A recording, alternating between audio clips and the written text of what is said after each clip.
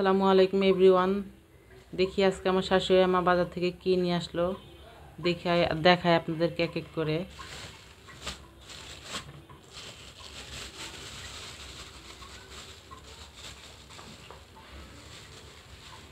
এখানে হচ্ছে দেশি গুড়া মাছ নিয়ে আসছে। এই যে বড় কাইকা মাছ, এই কাইকা মাছ আপনারা কে কে চিনেন জানি না। কাইকা মাছ কিন্তু খেতে খুবই মজা। এটা দিয়ে আবার টক রান্না করা হয়, টক রান্না করা যায়, ভুনাও করা যায়। দেখেন কত সুন্দর নদীর নতুন পানির মাছ, দেখে এখনই লোভ লাগতেছে। এখানে নিয়ে আসছে ইলিশ মাছ। ইলিশ মাছ এখন সস্তা হয়ে গেছে। এই যে দেখেন কতগুলো ইলিশ মাছ নিয়ে আসছে। আসলে আমরা ফ্রিজের কোনো কিছু খেতে পারি না, তাই দৈনিকের বাজার দৈনিক করা হয়। এই যে এইগুলা সব একদিনে, কিন্তু আবার আসে না যে আপনারা ভাববেন যে এগুলো ফ্রিজে রাখছি, আমরা ফ্রিজে রেখে ফ্রোজেন করে খাই না, আমরা ফ্রিজের কিছুই খেতে পারি না। এই যে এখানে নিয়ে আসে মাঝারি সাইজের চিংড়ি মাছ, কত সুন্দর দেখতে নদীর চিংড়ি, এগুলা অনেক সুন্দর। সাথে নিয়ে আসছে এটা কি মাছ, এটা হচ্ছে বাইলা মাছ।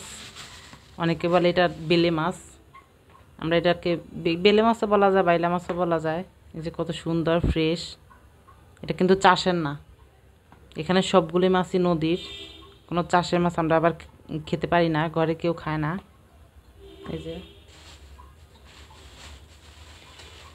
এখানে আবার এই যে বাচ্চাদের জন্য আবার 2টা মুরগি নিয়ে আসছে, দেশি মুরগি।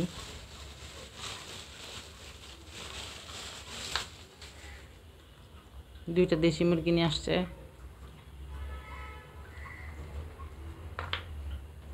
আজকে সব গুড়াগাড়া, তারপরে ইলিশ মাছ, বাইলা মাছ, এগুলো দিয়ে জমবে ভালো। দেখেন কত সুন্দর ফ্রেশ মাছগুলো নিয়ে আসছে। এখন আমি দেখাবো আপনাদেরকে সবজি।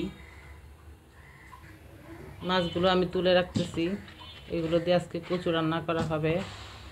আপনাদেরকে এক এক করে দেখাচ্ছি কি নিয়ে আসছে। এখানে নিয়ে আসছে একটা বাঁধাকপি এখন দাম আছে অনেক। একটা জাম্বুরা নিয়ে আসছে, একটা জাম্বুরার দাম এখন অনেক বেশি, এখনও পাকে নাই, তারপর অনেক বেশি। এটার দাম 80 টাকা। তারপরে একটা মাঝারি সাইজের একটা চালতা নিয়ে আসছে। একটা আম দিয়ে আজকে টক হবে। আম দিয়েও টক খাওয়া যাবে, চালতা দিয়েও টক খাওয়া যাবে, আমাদের ঘরে টক ছাড়া চলেই না। এখানে নিয়ে আসছে এই যে কচু। এটাকে আপনারা কি কচু বলেন জানি না, এক এক দেশে এক এক কচু বলে এটার নাম। কেউ বলে দুধ কচু, কেউ বলে এমনি কচু, এক একজন এক এক কচু বলে। কচু খাওয়া ভালো। আমার শাশুড়ি বলে যে প্রত্যেক দিন কচু, একটা না একটা কচু রাখতেই হবে ঘরে। কচু খাওয়া নাকি অনেক ভালো স্বাস্থ্যের জন্য, তাই কচু সবসময় ঘরে রাখবেই। এখানে নিয়ে আসছে ঝিঙ্গা দেওয়া বাইলা মাছ দিয়ে রান্না করব। এখানে নিয়ে আসছে সরিষা দিয়ে ইলিশ রান্না করব। আপনারা বলবেন যে আজ একদিনই এত কিছু, হ্যাঁ আমাদের ঘরে একদিনই এত কিছু হয় একটু একটু করে, কারণ এক একজন এক একটা খায়, সবাই সবটা খায় না, তার জন্য আলাদা আলাদা করতে হয়। এখানে নিয়ে আসছি দেশি ধনিয়া পাতা। সব কিছু তো ধনিয়া পাতা দিতে হয়, এখনকার ধনিয়া পাতার দাম অনেক।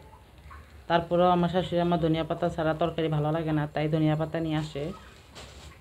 আজকে এই পর্যন্তই আমার ভিডিওটি ভালো লাগলে সবাই লাইক, কমেন্ট, শেয়ার এবং সাবস্ক্রাইব করবেন। দেখা হবে নেক্সট ভিডিওতে।